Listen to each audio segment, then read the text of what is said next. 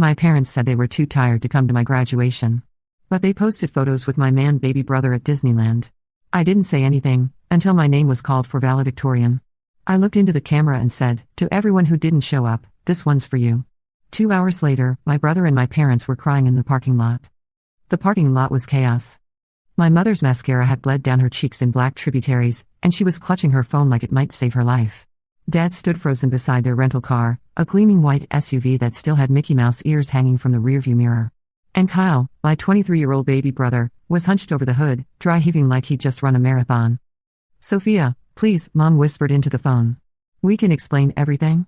We're driving back right now. We'll be there in 4 hours. I ended the call. Let me back up.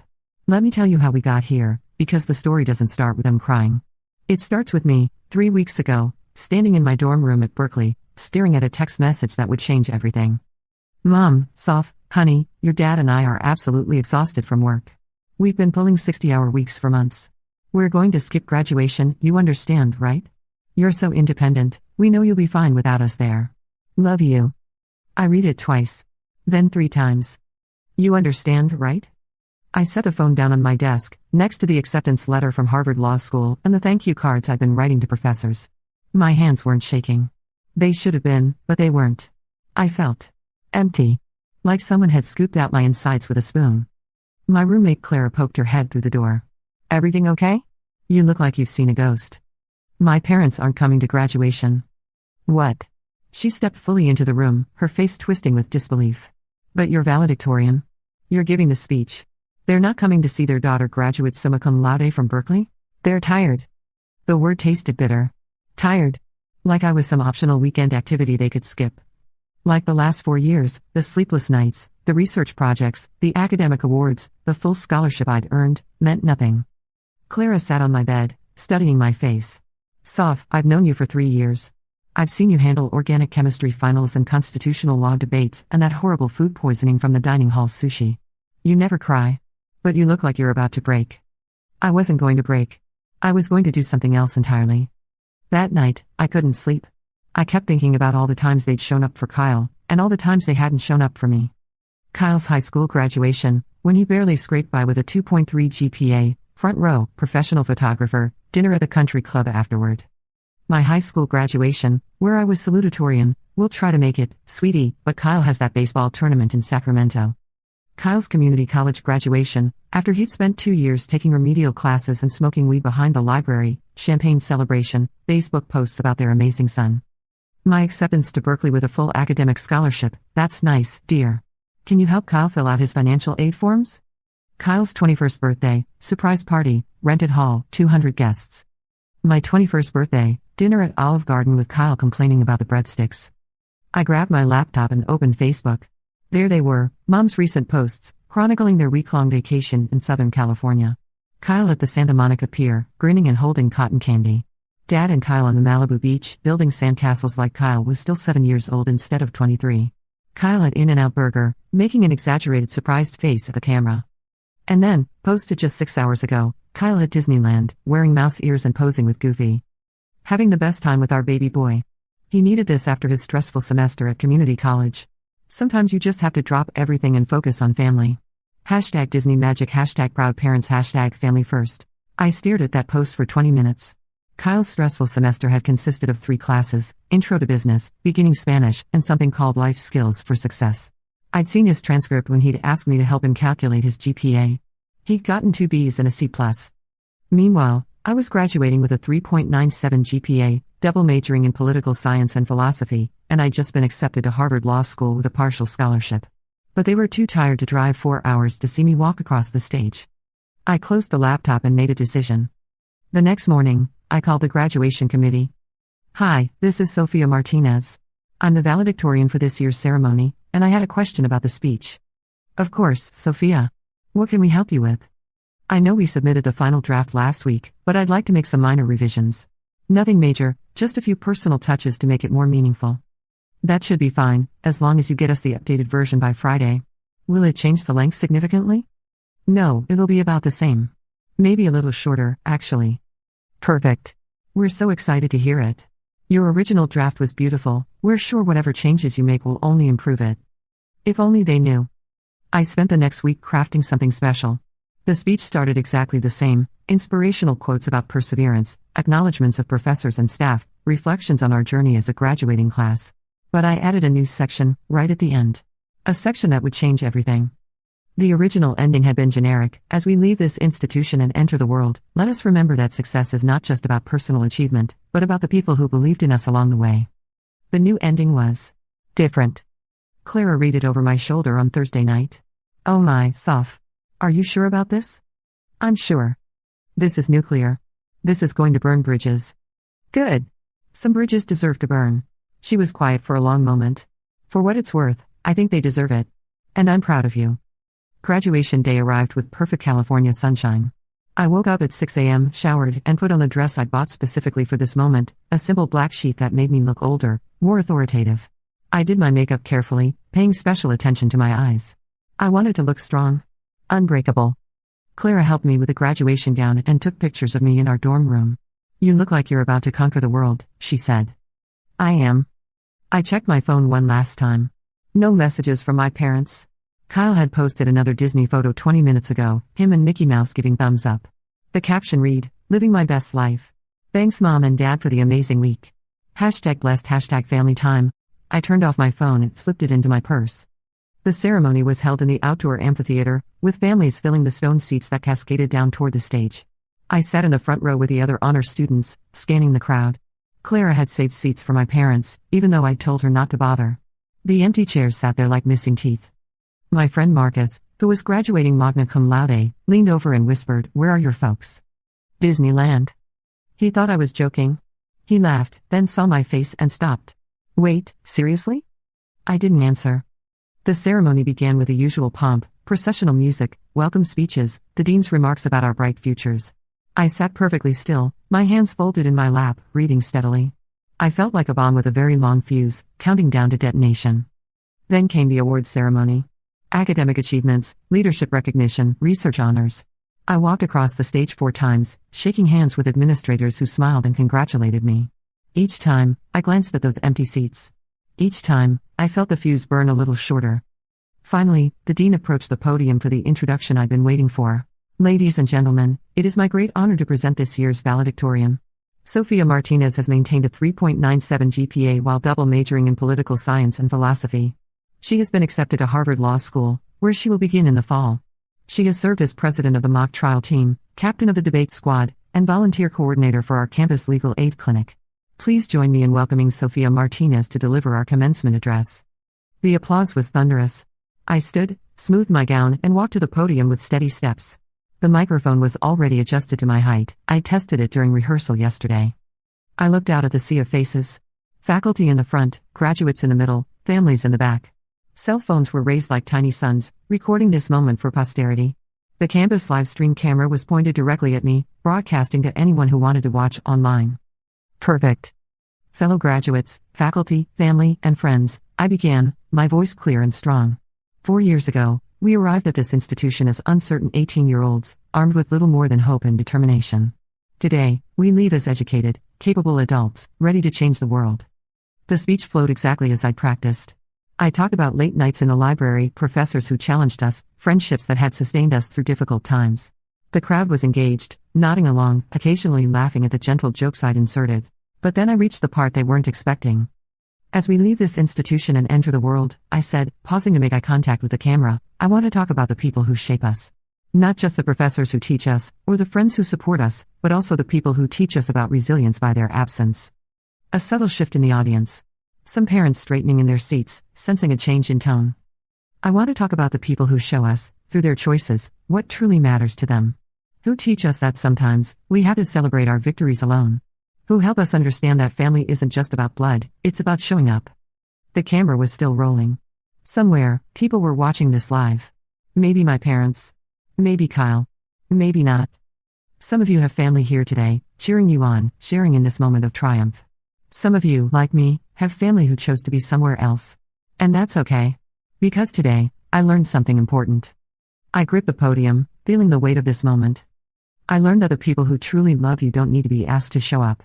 They don't need to be convinced that your achievements matter. They don't choose Disney trips over their daughter's graduation because they're too tired to drive 4 hours to celebrate 4 years of hard work. Murmurs rippled through the crowd. This wasn't the typical graduation speech anymore. I learned that some people will always have excuses for their absence, but never explanations for their presence. And I learned that when someone shows you who they are, you should believe them the first time. My voice was steady, but my heart was hammering against my ribs. So today, as I accept this diploma, as I graduate summa cum laude, as I prepare to attend Harvard Law School in the fall, I want to say something directly to the people who couldn't make it here today. I looked directly into the camera, imagining my parents watching from their hotel room, Kyle pausing mid-bite of his room service breakfast. This achievement belongs to me. And to the people who showed up. To my professors who believed in me. To my friends who celebrated my victories and held me through my failures. To the mentors who wrote recommendation letters and the advisors who guided me toward my dreams. The amphitheater was completely silent now. Even the birds seemed to be holding their breath. But most importantly, this achievement belongs to everyone who understands that love is a verb, not just a feeling. That support means showing up, not just sending texts with heart emojis. That family means being present for the moments that matter. I paused, savoring the weight of what came next. So to everyone who didn't show up today, to everyone who chose Mickey Mouse over their daughter's once-in-a-lifetime moment, this one's for you. This is what you missed. This is what you chose not to be part of. And this is what I accomplished without you. The silence stretched for 3 heartbeats. Then, slowly, applause began. First from Clara, then from Marcus, then from my entire row of fellow graduates. It spread backward through the amphitheater like wildfire, until the entire crowd was on their feet, cheering. But I wasn't finished. In closing, I want to say this to my fellow graduates: we don't need people to believe in us to succeed. We don't need anyone's permission to be extraordinary. We don't need anyone's presence to validate our worth. Today, we celebrate ourselves. Today, we honor our own hard work. Today, we choose to be proud of who we've become, with or without the people who were supposed to cheer us on. I stepped back from the podium as the applause erupted again, louder this time. The dean approached to shake my hand, his eyes wide with surprise and something that might have been admiration. As I walked back to my seat, my phone, which I'd left on silent in my purse, began buzzing like an angry wasp. The rest of the ceremony passed in a blur. Diploma presentations, the turning of tassels, the traditional cap toss. I went through the motions, shaking hands and smiling for photos, but my mind was elsewhere. What had I just done? The magnitude of it was starting to hit me. I'd just delivered a public evisceration of my family to several thousand people, plus anyone watching the live stream. I'd burned the bridge, doused it in gasoline, and thrown a match on the ashes. But here's the thing, I didn't regret it. Not even a little bit. Clara grabbed my arm as we filed out of the amphitheater. Oh my gosh, Soph. That was incredible. And terrifying. But mostly incredible. My phone's been buzzing nonstop, I said, pulling it out of my purse. 43 missed calls. 67 text messages. The notifications kept coming. Kyle, what the crap, Sophia? Kyle, Mom is crying. Kyle, Dad wants to talk to you. Kyle, this is so messed up. Mom, Sophia, please call me. Mom, we're driving back right now. Mom, please let us explain. Mom, we love you. Dad, that was completely inappropriate. Dad, we need to have a serious conversation. Dad, you embarrassed our entire family. I scrolled through them all, feeling strangely detached. Like I was reading someone else's drama. But then I saw the other messages. The ones from people I hadn't heard from in years. High school friend Jessica, oh my. I just watched your graduation speech online. You are my hero. Cousin Maria, girl, that speech is going viral. I'm so proud of you, Professor Williams. Sophia, that was the most honest and powerful commencement address I've heard in 25 years of education. Random number, I don't know you, but your graduation speech just showed up on my TikTok and I'm literally crying. Thank you for saying what so many of us needed to hear. It's going viral, I said to Clara, showing her my phone. Of course it is. You just delivered the most savage graduation speech in internet history. People are going to be talking about this for years. We walked toward the reception area, where families were taking pictures and sharing congratulations. I could see my empty celebration table in the distance. Clara had reserved it optimistically, thinking my parents might surprise me at the last minute. That's when I saw them. Mom spotted me first. She was half running across the quad, her face blotchy from crying, still wearing the Disneyland t-shirt she probably slept in. Dad was behind her, his face stormy with anger and embarrassment. And Kyle, bringing up the rear, looked like he'd rather be anywhere else on earth. Sophia. Mom called out, loud enough to turn heads. Sophia, wait. I stopped walking. Clara stepped closer to me, protective. We drove straight through, Mom said, reaching me and immediately trying to pull me into a hug. 4 hours without stopping. We came as soon as we could. I stepped back, avoiding her embrace. You came as soon as you watched the live stream, you mean? Honey, let us explain. No. My voice was calm, controlled. You don't get to explain. You get to listen. Dad stepped forward, his jaw tight. Sophia, what you did up there was cruel and unnecessary. We raised you better than that. Did you? I asked. Because from where I stand, you raised Kyle. You showed up for Kyle. You celebrated Kyle. You chose Kyle. Again and again and again. That's not true. Kyle's high school graduation. You hired a photographer. Dad's mouth opened, then closed. Kyle's 21st birthday. You rented a hall. Mom was crying again, but quietly now. Kyle's community college graduation, after he barely scraped together enough credits. You threw a party. Sophia, Kyle started to speak, but I cut him off. My Berkeley acceptance. My full scholarship. My summa cum laude. My Harvard acceptance. My valedictorian speech. And you're at Disneyland, posting pictures of your baby boy eating churros. The quad around us had gotten quiet. Other families were pretending not to listen, but they were definitely listening. We were going to surprise you, Mom whispered. We were going to drive up after Kyle's vacation. Stop. I held out my hand. Just stop lying. You weren't going to surprise me. You were going to keep choosing him over me, like you always do. And you know what? I'm done pretending it doesn't hurt. We love you, Dad said, but his voice lacked conviction. No. You love the idea of me. You love telling people your daughter goes to Harvard Law. You love the reflected glory. But you don't love me enough to show up. Kyle stepped forward, his face flushed. This is crap, Sophia. You're being dramatic. We're family. Are we? I looked at him, really looked at him. This 23-year-old man-child who had never worked a day in his life, who had never had to compete for our parents' attention, who had never been asked to understand that love should be mutual. Because family shows up for each other. Family celebrates each other's victories. Family doesn't choose Disney World over their daughter's graduation. You don't understand, Kyle said. I've been really stressed. Stressed about what? Your 3 community college classes? Your weekend job at GameStop that Dad got you through a friend? Your rent-free apartment that Mom pays for? His face crumpled. For a moment, he looked exactly like the child he'd always been allowed to remain. I needed this vacation, he said quietly. I've been struggling. We're all struggling, I said. The difference is, some of us struggle alone. The conversation might have continued, but suddenly we were surrounded. A small crowd had formed, other graduates, family members, even some faculty. Everyone had their phones out, recording this impromptu family drama. This is a private conversation, Dad said sharply to the onlookers, but nobody moved. Nothing's private anymore, Dad. You should know that. My speech already has 50,000 views on YouTube. Mom gasped. 50,000? 63,000, Claire corrected, checking her phone. And climbing. I turned to my parents and brother, seeing them clearly for maybe the first time in my life. Mom, desperate and manipulative, using tears as weapons. Dad, angry and embarrassed that his family's dysfunction was being aired publicly. Kyle, confused and hurt that the world didn't revolve around him for 5 minutes. And me. Standing in my graduation gown, feeling lighter than I had in years. I'm going to Harvard in the fall, I said calmly. I'm going to become a lawyer. I'm going to build a life filled with people who show up for me. And you can be part of that life, or you can keep choosing each other over me. But I'm done begging for scraps of your attention. Sophia, please, Mom started. I'm done, I repeated. I love you. I will always love you. But I'm done arranging my life around your disappointments. I turned to walk away, but Kyle grabbed my arm. Wait, he said. I'm sorry. I didn't know. I didn't realize. For a moment, I saw something genuine in his face. Something that might have been the beginning of understanding. Kyle, I said gently, you're 23 years old. You can't keep letting them treat you like a child, and I can't keep pretending it doesn't affect me. But we're family. Yes. We are. And maybe someday we can figure out what that means. I pulled free from his grip and walked away, Clara beside me.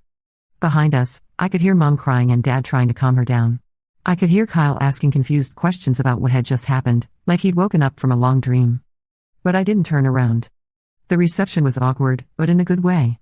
People kept approaching me, congratulating me not just on my academic achievements but on my speech. Professors I barely knew shook my hand and told me I'd spoken truth to power.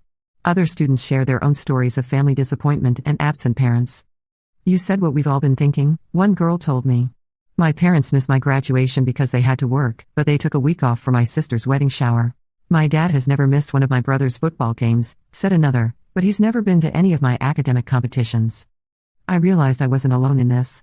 There were dozens of us, maybe hundreds, walking around with the same wound.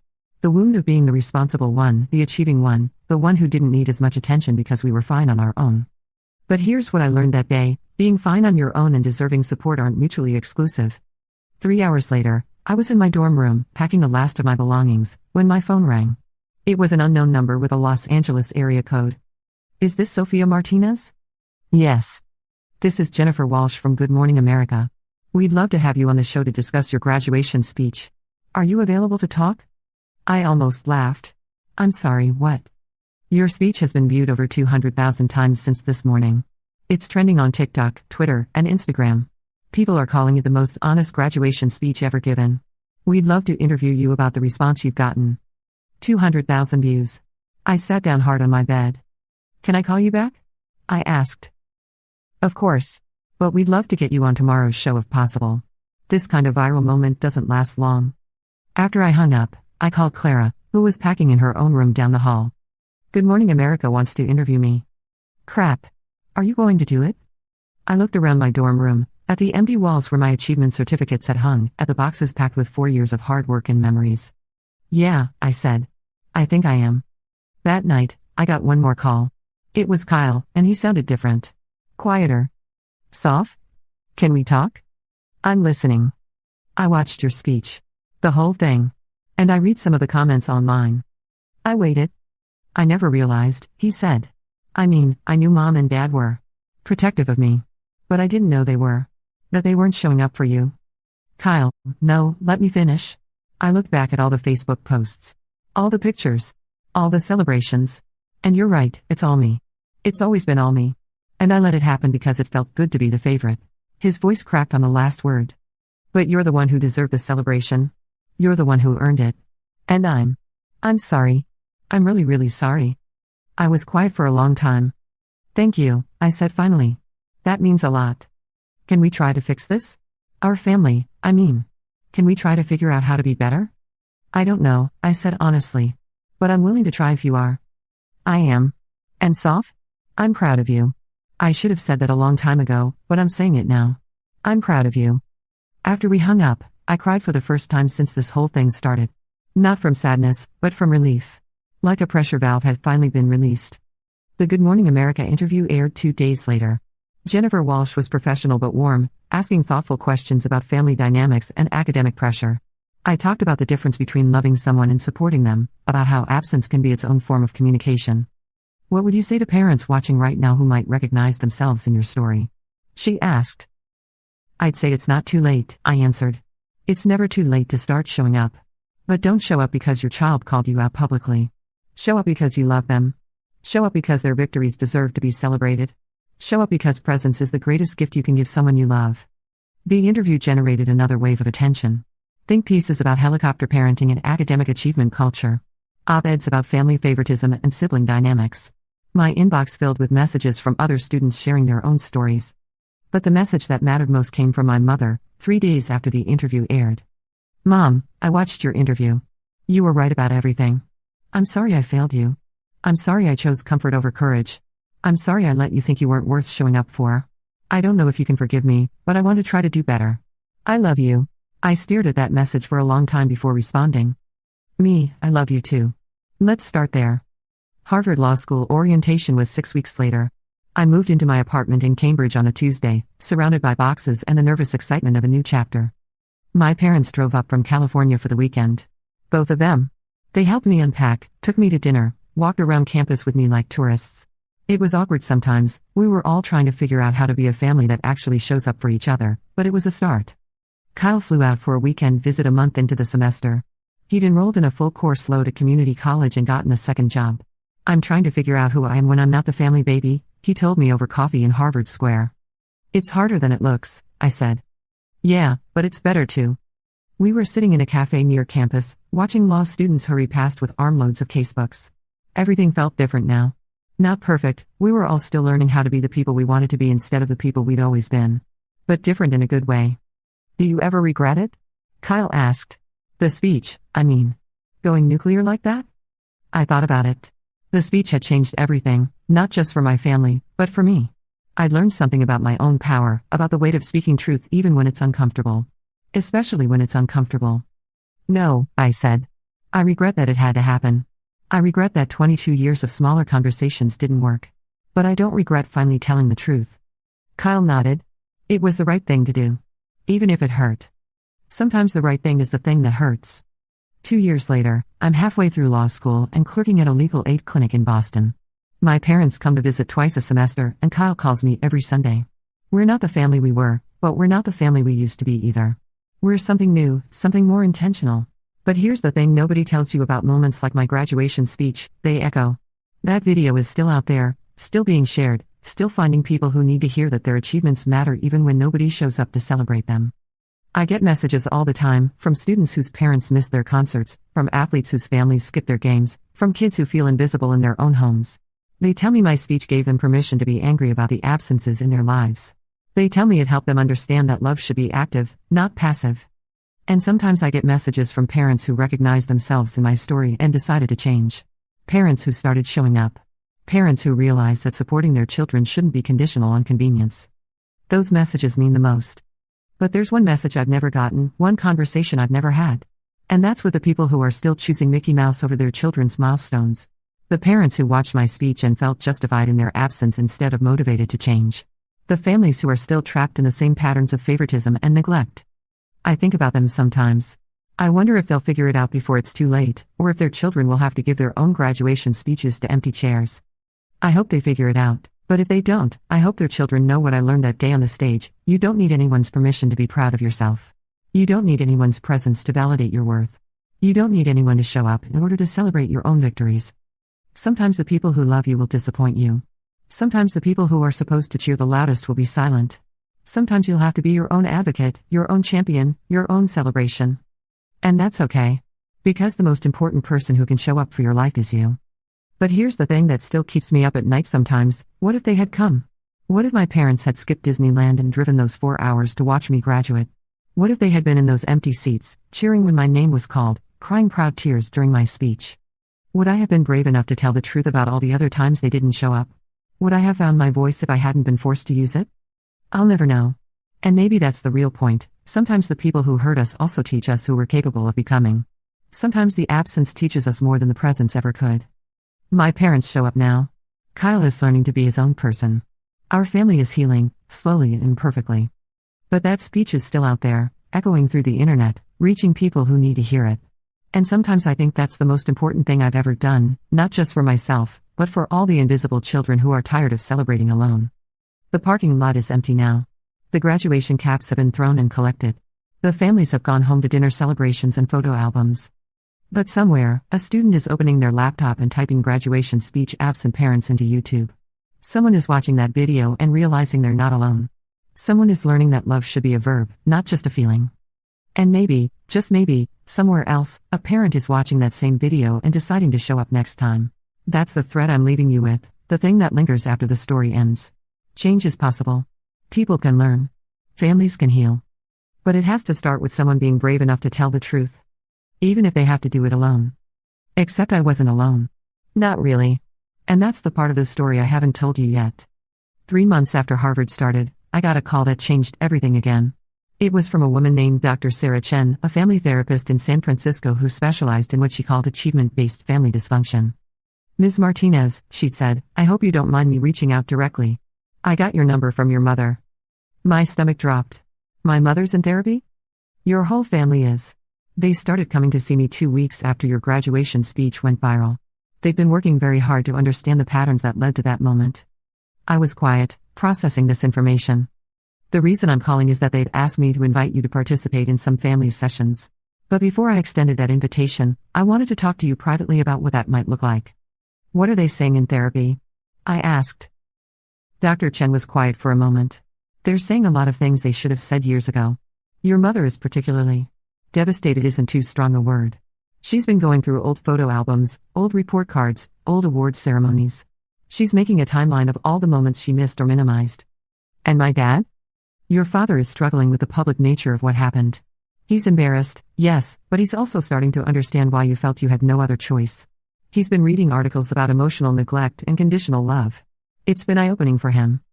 "What about Kyle?" Kyle is probably making the most progress. He started therapy on his own, separate from the family sessions. He's dealing with what he calls survivor's guilt, the guilt of being the chosen child in a system that neglected you. I was sitting in my tiny Harvard apartment, law school textbooks spread across my kitchen table, trying to process the idea that my family was dissecting our dysfunction with a professional. They want to make amends, Dr. Chen continued. Real amends. Not just apologies, but behavioral changes. Your mother has started therapy specifically focused on why she favored your brother. Your father is working on emotional availability. And Kyle is learning to set boundaries with your parents so they can't continue to infantilize him. How do I know this isn't just them trying to repair their public image? I asked. The video has been seen by millions of people now. My family's dysfunction is basically a meme. That's a fair question. And honestly, the public embarrassment was probably the catalyst for them seeking help. But what I'm seeing in our sessions isn't performance, it's genuine grief.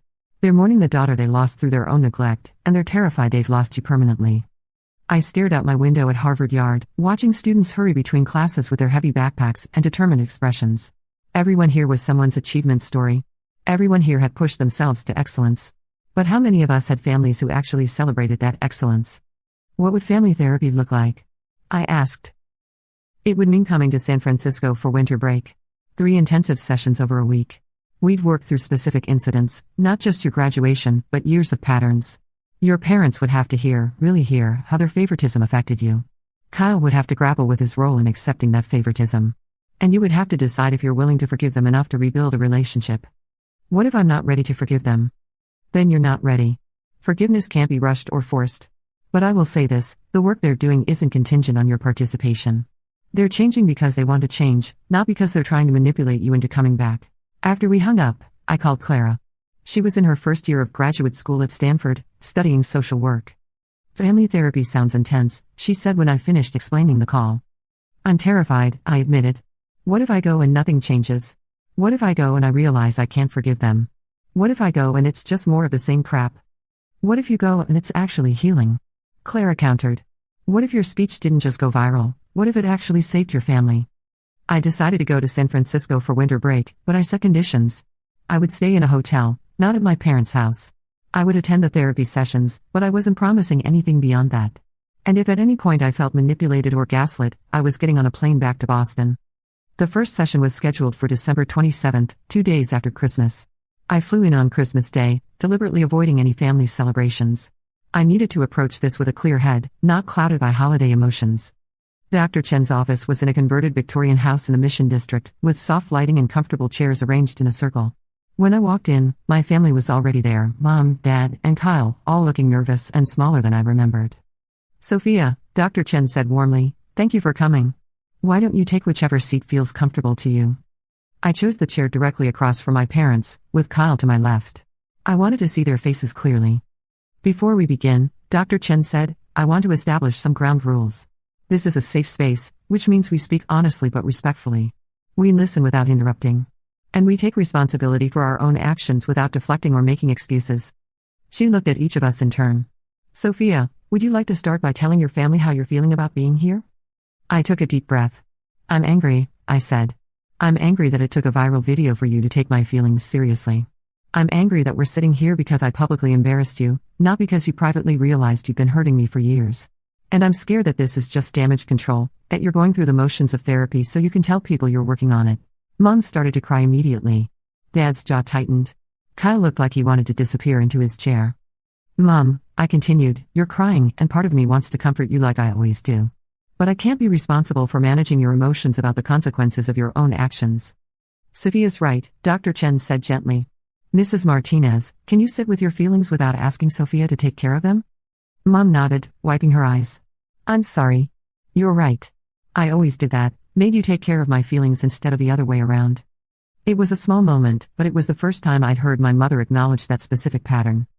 Mr. Martinez, Dr. Chen turned to my father, how are you feeling right now? Defensive, Dad said bluntly. And ashamed. I keep wanting to explain why we made the choices we made, but I'm realizing that our reasons don't matter. The impact on Sophia is what matters. That was unexpected. Dad had always been the explainer, the justifier. Hearing him acknowledge that his reasons weren't the point felt like a small breakthrough. Kyle, Dr. Chen said, what's coming up for you? Kyle was quiet for a long time. Guilt, he said finally. And confusion. I spent my whole life thinking I was just loved more. I didn't realize that love was being taken away from Sophia to be given to me. I thought there was enough for both of us. Love isn't finite, Dr. Chen said. But attention and support can be. When parents consistently give more attention and support to one child, the other child experiences that as a withdrawal of love, even if that wasn't a conscious intention. She turned back to me. Sophia, what would it look like for you to feel truly supported by your family? I'd been thinking about this question for months, ever since the graduation speech. I would need to feel like my achievements matter to you as much as Kyle's do. I would need you to show up without being asked. I would need you to celebrate my victories without immediately pivoting to Kyle's needs. And I would need you to understand that emotional support isn't just saying we are proud of you, it's actually being present for the moments that matter. Those are reasonable requests, Dr. Chen said. How do each of you respond to hearing that? Mom spoke first. I want to give you all of those things. I want to learn how to show up for you the way I should have been doing all along. I want to understand why I found it easier to support Kyle than to support you, Dad said. I think I was threatened by your independence and success. Kyle needed me more obviously, and that felt safer somehow. I want to stop being the person who takes up all the oxygen in every room, Kyle said. I want to be your brother, not your competition for our parents' attention. These weren't the responses I'd expected. I'd been braced for defensiveness, excuses, attempts to minimize what had happened. Instead, I was hearing something that sounded like genuine accountability. But I'd learned not to trust words without actions. The second session, 2 days later, was more intense. Dr. Chen had asked each of us to bring specific examples of times when we'd felt hurt or neglected by the family dynamic. I brought a list. 23 items, dating back to elementary school. The time my parents missed my spelling bee championship because Kyle had a soccer game. The time they forgot my birthday because they were dealing with Kyle's college rejection letters. The time I got a full scholarship to Berkeley and they spent dinner talking about Kyle's part-time job at a video game store. I wrote these down, I said, because I realized I've been carrying them around like stones in my backpack. Every time you chose Kyle over me, I added another stone. By the time graduation came around, I was carrying so much weight that I could barely stand up. I read through the list methodically, watching my parents' faces crumple with each item. Kyle looked physically ill by the time I finished. I had no idea, Mom whispered. I remember some of these events, but I remember them differently. I remember thinking you were fine, that you didn't need us the way Kyle did. That's the problem, I said. You decided I didn't need support instead of asking if I wanted it. You assumed I was okay with being ignored instead of checking in with me. Dr. Chen leaned forward. This is a common pattern in families with high-achieving children. The achieving child is often parentified, expected to be more mature, more independent, more understanding. Meanwhile, the struggling child receives more attention and support because their needs are more obvious. But that's not fair, Kyle said. Sophia achieved more than I ever did. She deserved more celebration, not less. Kyle, Dr. Chen said, what do you think your role was in this family system? Kyle was quiet for a long moment. I was the family project. Everyone was always trying to fix me, help me, save me from consequences. And I let them because it felt good to be the center of attention. And what was Sophia's role? She was. Kyle paused, really thinking. She was the family's success story. The one we could point to and say, see, we're good parents. But we never actually parented her. We just took credit for her success. That hit me like a punch to the chest, because it was exactly right. I had been their trophy daughter, proof of their good parenting, while Kyle had been their actual child, the one who received their time and attention and emotional energy. How does that feel to hear, Sophia? Dr. Chen asked. Validating, I said. And infuriating. Because it means they knew how to parent. They just chose not to parent me. Dad spoke up then. I think we were afraid of you, he said quietly. What do you mean? Dr. Chen asked. Sophia was always so capable, so self-sufficient. She didn't seem to need us the way Kyle did. And honestly, her success made us feel inadequate. Like maybe we were holding her back. Kyle was easier because his needs were obvious and we could meet them. With Sophia, we didn't know how to help someone who was already succeeding. So you stopped trying, I said. So we stopped trying, Dad agreed. It was the most honest thing he'd ever said to me. The third and final session was about moving forward. Dr. Chen asked each of us to make specific commitments to changing our family dynamic. Mom went first. I commit to showing up for Sophia's achievements without being asked. I commit to celebrating her victories without immediately talking about Kyle. And I commit to continuing therapy to understand why I found it easier to baby Kyle than to support Sophia. Dad was next. I commit to being emotionally available to both of my children, not just the one who seems to need me more obviously. I commit to understanding that support isn't just financial, it's emotional and physical presence. And I commit to making amends for all the times I chose convenience over connection. Kyle's commitment was the longest. I commit to becoming an adult instead of staying a child. I commit to supporting Sophia instead of competing with her for our parents' attention. I commit to taking responsibility for my own life so that Mom and Dad can focus on rebuilding their relationship with you. And I commit to being the brother you deserved all along. When it was my turn, I was surprised by what came out of my mouth. I commit to letting you try, I said. I commit to giving you chances to show up differently. I commit to telling you directly when I need support instead of expecting you to figure it out. And I commit to working on forgiveness, even though I'm not there yet. Dr. Chen smiled. Those are all realistic, measurable commitments. Now I want each of you to think about what success looks like.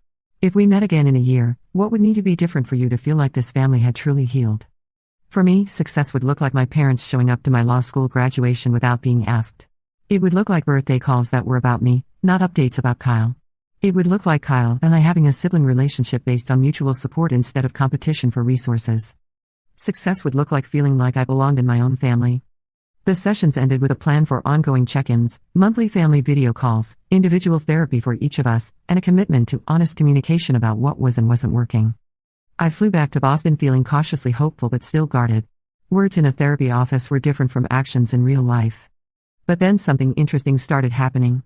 Mom started texting me about my classes, not just house school, but specific questions about my constitutional law professor and my internship at the legal aid clinic. Dad started sending me articles about law school success strategies and networking tips.